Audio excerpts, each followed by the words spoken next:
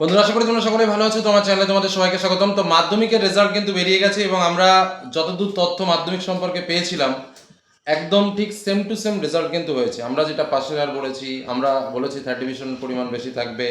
এবার রেজাল্ট আক্ষরিক অর্থে পার্সেন্টেজটাও একদম পুরোপুরি হুবহু অক্ষরে অক্ষরে মিলে গেছে। প্রত্যেকটা ক্ষেত্রের দিকে যদি আমরা লক্ষ্য করি, যে আমাদের যে পাশের হার সেটাও যেমন মিলে গেছে, তার সঙ্গে আরও যে আমরা তথ্য দিয়েছিলাম গ্রেজ মার্কের বিষয়টা আমরা বলেছিলাম যে কী পরিমাণ গ্রেজ মার্ক থাকতে পারে, সেটাও কিন্তু এবার একদম হুবহু মিলেছে। তো যাই হোক, মাধ্যমিকের পর এবার আমাদের পালা হচ্ছে উচ্চ মাধ্যমিকের। এবার কথা হচ্ছে একটা নতুন নিয়মে উচ্চ মাধ্যমিক পরীক্ষা আমরা সবাই দিয়েছি। আমাদের থার্ড সেমিস্টার পরীক্ষা ছিল, আমাদের ফোর্থ সেমিস্টার পরীক্ষা হয়েছে। তো অনেক ছাত্রছাত্রী কিন্তু থার্ড সেমিস্টারে ফেল করেছিল, যারা কিন্তু আবার ফাইনাল পরীক্ষায় এই একই সঙ্গে কিন্তু তারা থার্ড সেমিস্টার এবং ফোর্থ সেমিস্টার দুটো পরীক্ষায় দিয়েছে। তো স্বাভাবিকভাবে এবছর আমাদের উচ্চ মাধ্যমিকে কিন্তু তিনটে ক্যাটাগরির স্টুডেন্টরা রয়েছে। তিনটে ক্যাটাগরির স্টুডেন্ট মানে একটা ক্যাটাগরির স্টুডেন্ট রয়েছে যারা একদম অনেক আগে থেকেই যারা উচ্চ মাধ্যমিক ফেল করেছিল, যেটা তোমার টোটাল 80 মার্কের পরীক্ষা, সেই ধরনের ক্যান্ডিডেট রয়েছে। কিছু ক্যান্ডিডেট রয়েছে যারা থার্ড সেমিস্টারে ফেল করেছিল, আবার ফোর্থ সেমিস্টারে পরীক্ষা দিয়েছে। আর ম্যাক্সিমাম ক্যান্ডিডেট যারা রয়েছে যারা থার্ড সেমিস্টারে পাস করেছিল, শুধুমাত্র ফোর্থ সেমিস্টার দিয়েছে। তো এই তিনটে ক্যাটাগরি রেজাল্টই কিন্তু আমরা দেখতে পাবো। আমাদের রেজাল্টের ডেট হচ্ছে যথারীতি 14ই মে, এবং নোটিফিকেশান দিয়ে কিন্তু ওয়েস্ট বেঙ্গল কাউন্সিল যথারীতি পরিষ্কার করে জানিয়ে দিয়েছে যে 10:30 কিন্তু সাংবাদিক বৈঠক হবে এবং 11টা থেকে আমরা অনলাইনে রেজাল্ট দেখতে পাবো। তো স্বাভাবিকভাবে সাংবাদিক বৈঠক শেষ হতে না হতেই কিন্তু রেজাল্ট পাবলিকেশন শুরু হয়ে যাবে এবং অনলাইনে আমরা রেজাল্ট দেখতে পাবো। সেখানে কিন্তু আমরা প্রত্যেকটা সাবজেক্ট বেসিসে কিন্তু আমরা রেজাল্টটা ক্লিয়ারলি দেখতে পাবো, অর্থাৎ আমাদের কত মার্কস পেয়েছি কোন সাবজেক্টে এবং টোটাল আমার গ্রেডেশনটা কত। অনলাইন রেজাল্টের ক্ষেত্রে অনেক সময় কিছু কিছু ক্ষেত্রে মার্কস দেখায় না, ডট ডট দেওয়া থাকে। সেই ধরনের ক্ষেত্রগুলোতে বুঝতে হবে যে স্কুল কন্টাক্ট অর্থাৎ ফেল হয়েছে।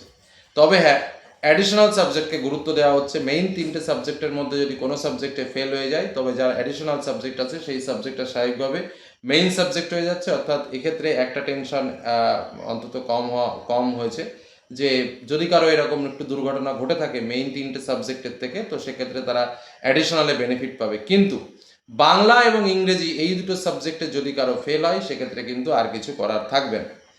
তোমরা শুনলে অবাক হবে, আমাদের মোট ক্যান্ডিডেট এবছর ছিল 7,10,000 ছাত্রছাত্রী, এবং আমাদের যা ক্যালকুলেশন তাতে করে 92 ছেলেমেয়েরা পাস হতে চলেছে এবছরে।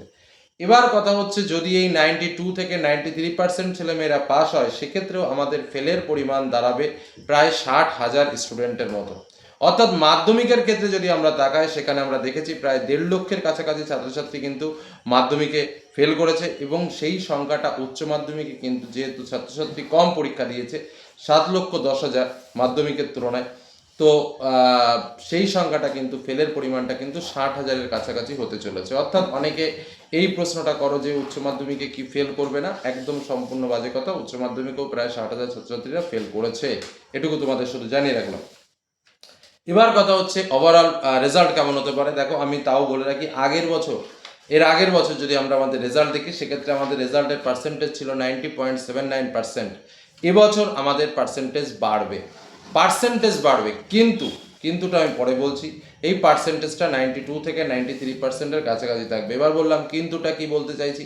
কিন্তুটা হচ্ছে যে আমাদের মাধ্যমিকের ক্ষেত্রে আমরা একটা গেস করেছিলাম, এবং যে গেসটা আমরা করেছিলাম সেম টু সেম কিন্তু রেজাল্ট আমরা পেয়েছি। সেক্ষেত্রে আমরা দেখেছি যে আমাদের শুধুমাত্র, কথাটা খুব ভালো করে বুঝবে, আমাদের শুধুমাত্র থার্ড ডিভিশন মাধ্যমিকে কিন্তু খুবই বেড়েছে, এবং সেই তুলনায় সেকেন্ড ডিভিশন বা ফার্স্ট ডিভিশনের মার্কস কিন্তু কম। মানে পাশের হারটা হয়তো সামান্য 0.5% বেড়েছে, কিন্তু সেই তুলনায় যে রেজাল্ট ভালো হয়েছে সে কথা কিন্তু বলা যাবে না। রেজাল্ট কিন্তু অতটা ডেভেলপ কিন্তু হয়নি। উচ্চ মাধ্যমিকের ক্ষেত্রেও এবারও একদম সেম কন্ডিশন ঘটতে চলেছে, যেটা তোমরা প্রিভিয়াস ইয়ারের দিকে যদি তোমরা লক্ষ্য করো, তাহলে সেক্ষেত্রে তোমরা রেজাল্টে দেখবে যে ফার্স্ট ডিভিশনের পরিমাণটা প্রিভিয়াস ইয়ারের রেজাল্টে অনেক অনেক বেশি ছিল। কিন্তু এবার থেকে কিন্তু দেখবে, বা এবছরের রেজাল্টে তোমরা যেটা দেখতে পাবে, ফার্স্ট ডিভিশনের পরিমাণটা তুলনামূলকভাবে অনেকটা কম, বরঞ্চ সেকেন্ড ডিভিশনের পরিমাণটা কিন্তু তুলনামূলকভাবে অনেক অনেক বাড়বে। এটা কিন্তু তোমাদের বলে রাখলাম, এবং এবছর রেজাল্টে কিন্তু এরকমই হতে চলেছে। তোমরা যখন রেজাল্ট দেখবে, ও ভীষণ দুষ্টুমি করে আমার সঙ্গে সঙ্গে, ভিডিওর সঙ্গে সঙ্গে, কিন্তু ওকে যদি আমি দুষ্টুমি না করতে দিই আমাকে ভিডিওটাই করতে দেবে না। তো যাই হোক, ডোন্ট মাইন্ড, এটাই করো। তো যেটা মূল কথা সেটা হচ্ছে যে আহ, আমাদের রেজাল্ট কিন্তু আবার এরকমই হতে চলেছে, যেখানে কিন্তু স্বাভাবিকভাবে সেকেন্ড ডিভিশনের পরিমাণটা কিন্তু অনেক অনেক বেশি থাকবে।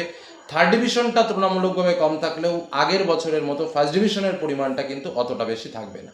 কি বললাম, বোঝা গেল? তো যাই হোক, আমরা অনলাইনে স্বাভাবিকভাবে রেজাল্ট দেখবো এবং আশা করব প্রত্যেকে আশানুরূপ রেজাল্ট পাবো। আর একটা কথা যেটা না বললেই নয়, ছাত্রছাত্রীরা হয়তো অপেক্ষা করে থাকবে, কারণ গ্রেস মার্কে অনেকের একটা প্রশ্ন আছে যে আমার পরীক্ষা একটু খারাপ হয়েছে, আমাকে কি পাস করিয়ে দেবে, বা আমার একটা সাবজেক্টে নম্বর একটু ডাউন হবে। দেখো, নম্বর তোমার একটা সাবজেক্টে ডাউন হোক বা 5টা সাবজেক্টে ডাউন হোক সেটা বিষয় নয়, বিষয় হলো প্রত্যেকটা সাবজেক্টের ক্ষেত্রে থার্ড সেমিস্টার ম্যাক্সিমাম ক্ষেত্রে পাস হয়ে গেছে। থার্ড সেমিস্টারের পরীক্ষার ক্ষেত্রে কোনো রকম গ্রেস মার্ক দেওয়া হবে না, ঠিক আছে? থার্ড সেমিস্টারের পরীক্ষার ক্ষেত্রে কোনো গ্রেস মার্ক দেওয়া হবে না। যারা আগেও দিয়েছিল, যারা দেখেছো, যে কটা এমসিকিউ হয়েছিল ঠিক সে কটায় তোমরা নম্বর পেয়েছো। ইভেন যারা থার্ড সেমিস্টারে ফেল করেছিলে তাদের ক্ষেত্রেও কিন্তু একই কথা প্রযোজ্য, যে তুমি 10টা সঠিক করলে সে 10টায় প্রশ্ন, তাকে যে নতুন করে আবার তোমাকে 2-3 মার্ক গ্রেস দেবে থার্ড সেমিস্টারের জন্য সেটা কিন্তু সম্ভব নয়, কারণ সম্পূর্ণ এমসিকিউ টাইপের কোশ্চেন হয়েছে, সেখানে তোমাকে কম্পিউটারাইজড নম্বর বসাতে হয়েছে। কিন্তু মজাটা কোথায় আছে? মজাটা হচ্ছে তোমার সেখানে যেটা তোমার ব্রড কোশ্চেনে তুমি পরীক্ষা দিলে, অর্থাৎ 40 মার্কসের পরীক্ষা যেটা দিলে বা 35 মার্কসের পরীক্ষা তুমি যেটা দিলে, সেই পরীক্ষার ক্ষেত্রে যেটা আমরা বলেছি 40-এর মধ্যে 12 পেলে স্বাভাবিকভাবে পাস, কিন্তু কেউ যদি 18 মার্ক, সরি 8 মার্ক, কেউ যদি 8 মার্কও পায় তাহলেও কিন্তু সে ফেল করবে না। আবার যেটা 35-এর মধ্যে পরীক্ষা, সেখানে যদি স্বাভাবিকভাবে 10.5 পেলে পাস, এবং সেখানে যদি কেউ 7 মার্কও পায় তাও কিন্তু ফেল হবে না। তো এই যে জায়গাটা, এটা কিন্তু একটা হাইলি গ্রেস মার্কের কিন্তু ব্যাপার রয়েছে। এবার এর থেকেও যদি কারো কম মার্ক আসে, যে স্যার আমার সব 20 কাড়িয়ে আমার 5 হচ্ছে না, সব 20 কাড়িয়ে স্যার আমার 6 হচ্ছে না, তাহলে সেক্ষেত্রে আর কিছু করার নেই, হয়তো বা তাকে পরবর্তী সময় পরীক্ষা দিতে হতে পারে। যাই হোক, আরও একটা প্রশ্ন আমি পেয়েছিলাম, যেহেতু আজকে আলোচনা করছি সেহেতু বিভিন্ন প্রসঙ্গ নিয়ে তোমাদের সামনে আলোচনা করছি। থার্ড সেমিস্টারে যদি ফেল হয়ে যায় বা ফোর্থ সেমিস্টারে যদি ফেল হয়ে যায় তাহলে স্যার আমাদের পরীক্ষা কখন হবে? তো দেখো, এখনো পর্যন্ত যে পদ্ধতিগত বিষয় রয়েছে সেই পদ্ধতিগত বিষয়ের দিকে যদি আমি তাকাই, তাহলে ফোর্থ সেমিস্টার পরীক্ষায় ফেল হলে যে সঙ্গে সঙ্গে 2 মাস বাদে আবার একটা ফোর্থ সেমিস্টার পরীক্ষা হবে সেটা কিন্তু সম্ভব না। স্বাভাবিক নিয়মে এখনো পর্যন্ত যা নিয়ম আমাদের তথ্য অনুসারে রয়েছে, তাতে করে তোমাকে আর 1 বছর ওয়েট করে পরের বছর তোমাকে ক্লিয়ার করতে হবে, আগে ক্লিয়ারের কোনো ব্যাপার নেই। মানে তুমি সারা বছর ঋণ করে খেয়েছো, থার্ড সেমিস্টারে ফেল করেছো, ঠিক আছে, সম্পূর্ণ মেনে নেওয়া যাচ্ছে, কিন্তু ফাইনাল তুমি যখন দিচ্ছ তখন তোমাকে সমস্ত কিছু ক্লিয়ার করেই পরবর্তীতে যেতে হবে, এরকমই কিন্তু রুলস রয়েছে। এখন নোটিফিকেশন নতুন করে চেঞ্জ হতে পারে বা নতুন করে সিস্টেম চেঞ্জ হতে পারে, অনেক অনেক কিছু চেঞ্জ হবার আছে। শিক্ষা পদ্ধতিতে অনেক অনেক ভাবনা চিন্তাও রয়েছে, সে পরবর্তীতে সরকার বিভিন্ন রকমভাবে ভাবনা চিন্তা করবে, কিন্তু এই মুহূর্তে যেটুকু আপডেট তথ্য রয়েছে সেটুকু আপডেট তথ্য তোমাদের সামনে শেয়ার করলাম। তো আশা করি রেজাল্ট প্রত্যেকেরই ভালো হবে, প্রত্যেকেই ভালো রেজাল্ট করবে এই আশা রাখছি। অনলাইনে রেজাল্টের দিনও থাকবো সরাসরি, তোমরাও তোমাদের কথা অবশ্যই বলবে। তো যাই হোক, কোনো কিছু জানার প্রয়োজন হলে অবশ্যই কমেন্ট সেকশনে এসে কমেন্ট করো। সকলে ভালো থেকো, সুস্থ থেকো, সাবধানে থেকো, ধন্যবাদ।